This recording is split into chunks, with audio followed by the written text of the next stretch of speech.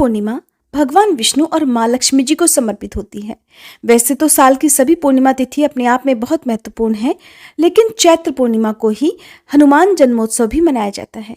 आज की इस वीडियो में आप रसपान करेंगे हनुमान जन्मोत्सव की कथा और चैत्र पूर्णिमा के दिन सुनी जाने वाली कथाओं का। उम्मीद है आज की ये कथाएं आपको पसंद आएंगी। पौराणिक कथा के अनुसार द्वापर युग में एक बार यशोदा जी ने भगवान श्री कृष्ण से कहा, हे कृष्ण, तुम तो सारे संसार के रचयिता और पालनहार हो।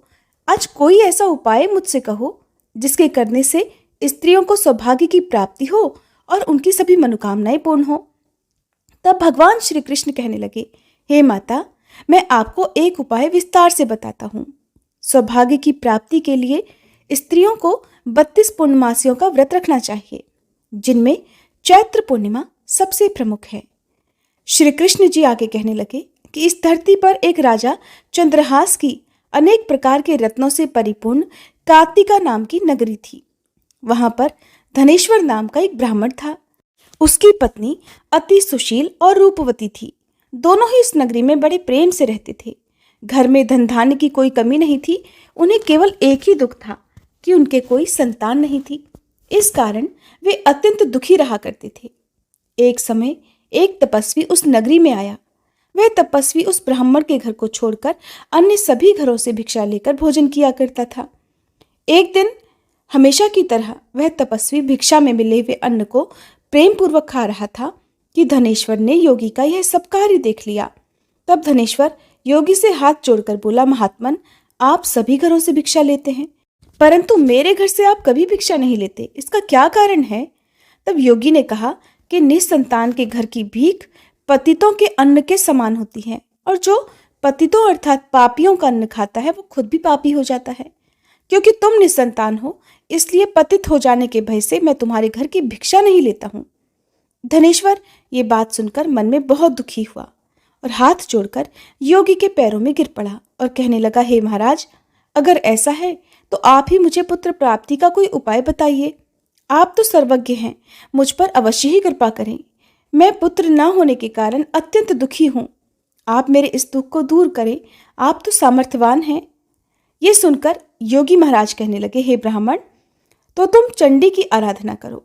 घर आकर उसने अपनी पत्नी से सारा वृतांत कहा और खुद तपस्या करने के लिए वन में चला गया। वन में जाकर उसने चंडी की उपासना आरंभ की और उपवास किया। देवी चंडी ने 16वें दिन उसको स्वप्न में दर्शन दिया और कहा, हे धनेश्वर, जा, तेरे पुत्र होगा, परंतु वह 16 वर्ष की आयु में ही मृत्यु को प्राप्त हो जाएगा। अगर तुम दोनों पति पत्नी 32 पूर्णमासियों का व्रत विधि पूर्वक करोगे तब वह दीर्घायु होगा। प्रातःकाल होने पर इस स्थान के पास ही तुम्हें आम का एक वृक्ष दिखाई देगा।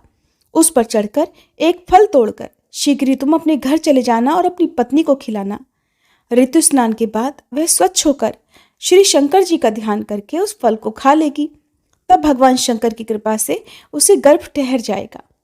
जब वह ब्राह्मण प्रातःकाल उठा तो उसने उस स्थान के पास ही एक आम का वृक्ष देखा, जिस पर एक अत्यंत सुंदर आम का फल लगा हुआ था। धनेश्वर वृक्ष पर चढ़ गया और उसने उस अति सुंदर आम के फल को देखा और जल्दी से उस फल को तोड़कर अपनी पत्नी को लाकर दे दिया। उसकी पत्नी ने अपने पति के कहे अनुसार ही उस फल को खा लिया और कुछ ही दिनों में वह गर्भवती हो गई। देवी की असीम कृपा से कुछ ही समय बाद उसे एक अत्यंत सुंदर पुत्र उत्पन्न हुआ, जिसका नाम उन्होंने देवीदास रखा। माता पिता के हर्ष के साथ ही अब वह बालक बढ़ने लगा। देवी की कृपा से वह बालक बहुत ही सुंदर, सुशील और पढ़ने में बहुत ही निपुण हो गया। देवी चंडी की आज्ञा अनुसार उसकी माता ने 32 पूर्णमासी का व्रत रखना आरंभ कर दिया, जिससे उसका पुत्र बड़ी आयु वाला हो जाए। 16वां वर्ष लगते ही देवीदास के माता पिता को चिंता हुई कि कहीं उनके पुत्र की इस वर्ष मृत्यु न हो जाए। इसलिए उन्होंने अपने मन में विचार किया कि अगर ये दुर्घटना उनके सामने हो गई तो वे कैसे सहन कर सकेंगे। इसलिए उन्होंने देवीदास के मामा को बुलाया और कहा, हमारी इच्छा है कि देवीदास 1 वर्ष तक काशी में जाकर विद्या अध्ययन करे, साथ में तुम भी चले जाओ और 1 वर्ष के बाद इसको वापस लौटा कर ले आना। सारा प्रबंध करके उसके माता पिता ने काशी जाने के लिए देवीदास को एक घोड़े पर बिठाकर उसके मामा को उसके साथ भेज दिया। धनेश्वर ने पत्नी सहित अपने पुत्र की मंगल कामना और दीर्घायु के लिए भगवती दुर्गा की आराधना और पूर्णमासियों का व्रत रखना आरंभ कर दिया। इस प्रकार 32 पूर्णमासी का व्रत पूरा किया। कुछ समय के बाद मामा और भांजा रास्ते में रात बिताने के लिए किसी गांव में ठहरे हुए थे। उस दिन उस गांव में एक ब्राह्मण की अत्यंत सुंदर, सुशील और गुणवती कन्या का विवाह होने वाला था। जिस धर्मशाला के अंदर वर और उसकी बारात ठहरी हुई थी, उसी धर्मशाला में देवीदास और उसके मामा भी ठहरे हुए थे। संयोगवश कन्या को तेल आदि चढ़ाकर मंडप आदि का काम किया गया। तब लगन के समय वर को धनुर्वात हो गया। इसलिए वर के पिता ने अपने परिवारजनों से परामर्श करके निश्चय किया कि ये देवीदास मेरे पुत्र जैसा ही सुंदर है, मैं इसके साथ ही लगन करा दूं और बाद में विवाह के अन्य कार्य मेरे पुत्र के साथ हो जाएंगे। ऐसा सोचकर देवीदास के मामा से जाकर वह बोला कि तुम थोड़ी देर के लिए अपने भांजे को हमें दे दो, जिससे विवाह के लगन का सारा काम सुचारू रूप से हो सके। तब उसका मामा कहने लगा कि जो कुछ भी मधुपर्क आदि कन्यादान के समय वर को मिले वह सब हमें दे दिया जाए तो मेरा भांजा इस बारात का दूल्हा बन जाएगा। ये बात वर के पिता ने स्वीकार कर लेने पर उसने अपना भांजा वर बनने को भेज दिया और उसके साथ सब विवाह कार्य रात्रि में विधि पूर्वक संपन्न हो गया। पत्नी के साथ वह भोजन नहीं कर सका और अपने मन में सोचने लगा कि न जाने ये कैसी स्त्री होगी। वह एकांत में इसी सोच में पड़ गया और उसकी आंखों में आंसू भी आ गए। तब वधू ने पूछा कि क्या बात है, आप इतने दुखी क्यों हैं? तब उसने वो सारी बातें जो वर के पिता और उसके मामा के बीच में हुई थी वधू को बतला दी। तब वह कन्या कहने लगी, ये ब्रह्म विवाह के विपरीत हो कैसे सकता है? देव, ब्राह्मण और अग्नि के सामने मैंने तो आपको ही अपना पति बनाया है, इसलिए मेरे लिए तो आप ही मेरे पति हैं और मैं आपकी ही पत्नी रहूंगी, किसी अन्य की पत्नी मैं नहीं बन सकती। तब देवीदास ने कहा, ऐसा मत कीजिए, क्योंकि मेरी आयु बहुत थोड़ी है। मेरी मृत्यु के बाद आपका क्या होगा, इन बातों को अच्छी तरह से विचार लो। परंतु वह कन्या दृढ़ विचारों वाली थी। कहने लगी, स्वामी, जो आपकी गति होगी वही मेरी भी होगी, इसलिए आप उठिए और भोजन कीजिए, आप निश्चय ही भूखे होंगे। इसके बाद देवीदास और उसकी पत्नी दोनों ने भोजन किया। प्रातःकाल होते ही देवीदास ने अपनी पत्नी को 3 नगों से जड़ी एक अंगूठी दी, एक रुमाल दिया और बोला, हे प्रिय, इसे लो और संकेत समझकर शांत हो जाओ। अगर मैं जीवित रहा तो अवश्य वापस आऊंगा, नहीं तो समझ लेना मेरी मृत्यु हो गई है। ये समझाकर वह चला गया। प्रातःकाल होते ही वहां पर गाजे बाजे बजने लगे और जिस समय विवाह के कार्य समाप्त करने के लिए वर तथा सभी बाराती मंडप में आए तो कन्या ने वर को भली प्रकार से देखकर अपने पिता से कहा कि पिताजी, ये मेरा पति नहीं है। मेरा पति वही है जिसके साथ रात्रि में मेरा विवाह हुआ था। इसके साथ तो मेरा विवाह नहीं हुआ। अगर ये वही है तो बताए कि इसने मुझे रात में क्या दिया था। मधुपर्क और कन्यादान के समय जो आभूषण मैंने दिए थे उन्हें दिखाए और रात में मैंने क्या गुप्त बातें कही थी वो सब सुनाए। पिता ने उसके कहे अनुसार वर को बुलवाया। कन्या की यह सब बातें सुनकर वह कहने लगा कि मैं कुछ नहीं जानता। इसके बाद लज्जित होकर वह चला गया। साथ ही सारी बारात भी अपमानित होकर वहां से लौट गई। इस प्रकार देवीदास काशी चला गया। कुछ समय बीत गया, तब काल से प्रेरित होकर एक सांप रात के समय उसे डसने के लिए वहां पर आया, परंतु व्रत के प्रभाव से उसको काट नहीं पाया, क्योंकि पहले ही उसकी माता ने 32 पूर्णिमा का व्रत रख रखा था। इसके बाद मध्याह्न के समय स्वयं काल वहां पर आया और उसके शरीर से उसके प्राणों को निकालने का प्रयास करने लगा, जिससे वह मूर्छित होकर धरती पर गिर पड़ा। भगवान की कृपा से उसी समय भगवान शिव और पार्वती जी वहां पर आ गए।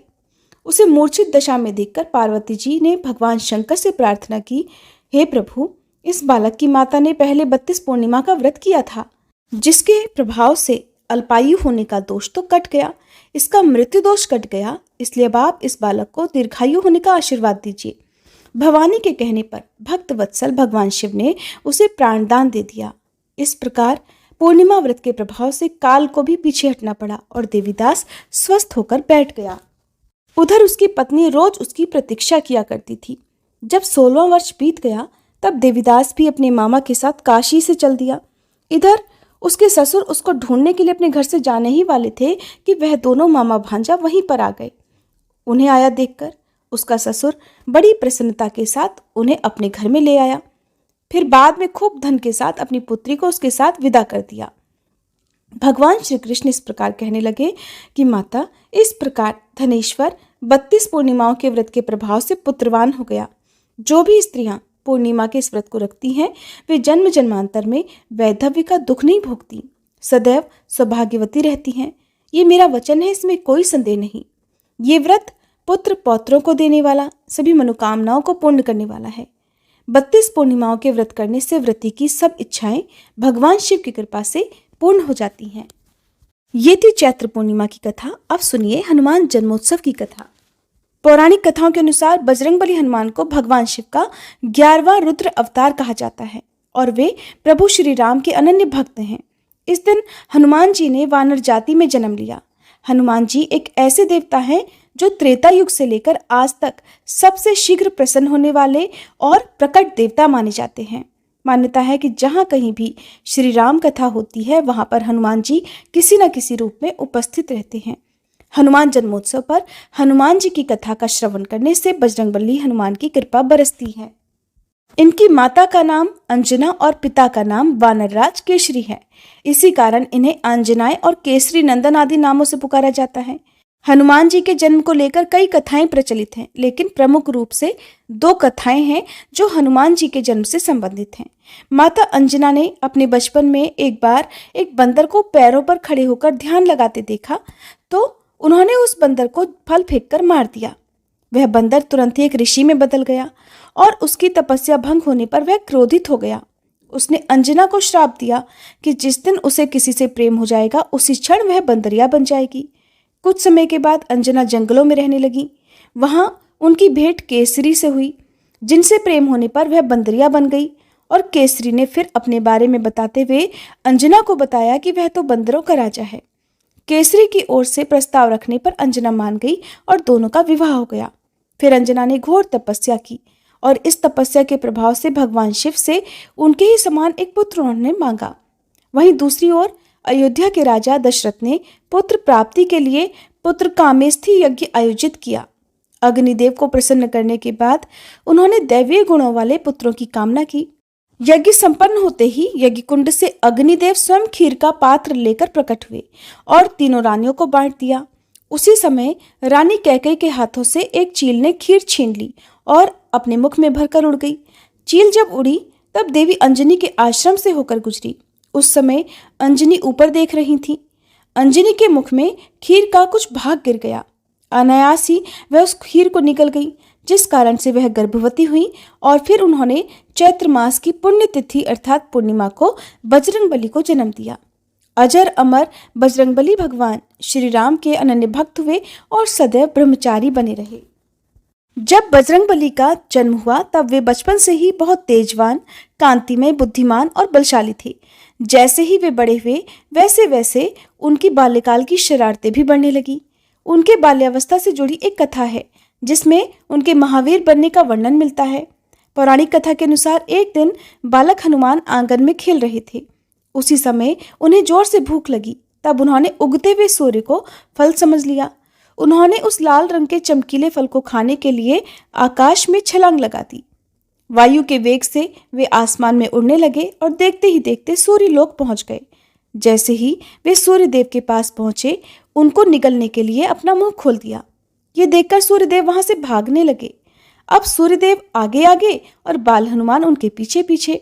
ये देखकर देवराज इंद्र भी आश्चर्य में पड़ गए। उन्होंने सूर्यदेव को बचाने के लिए, उनकी रक्षा करने के लिए हनुमान जी पर वज्र से प्रहार कर दिया। इसके परिणाम स्वरूप बाल हनुमान पृथ्वी पर गिर पड़े। इस बात का पता जब पवन देव को हुआ तो वे क्रोधित हो गए, दुखी भी हो गए, क्योंकि हनुमान जी पवन पुत्र भी हैं। शोकाकुल पवन देव मूर्छित हनुमान जी को लेकर एक गुफा में चले गए और वहां पर उनकी मूर्छा टूटने की प्रतीक्षा करने लगे। उधर वायुदेव के न होने के कारण पशु, पक्षी, मनुष्य सब त्राही त्राही करने लगे। संपूर्ण पृथ्वी पर हाहाकार मच गया। उधर इंद्रदेव को भी पता चल चुका था कि जिस बालक पर उन्होंने प्रहार किया था वह कोई सामान्य बालक नहीं बल्कि रुद्रावतार हनुमान है। तब वायुदेव के दुख को दूर करने और पृथ्वी पर वायु के संकट को दूर करने के लिए त्रिदेव के साथ सभी प्रमुख देवता उस गुफा में प्रकट हो गए। वहां पर सभी देवों को रुद्रावतार हनुमान जी के बारे में पता चला।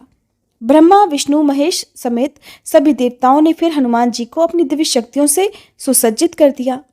सूर्यदेव ने हनुमान जी को शिक्षा देने का दायित्व लिया। बाद में वे हनुमान जी के गुरु बने।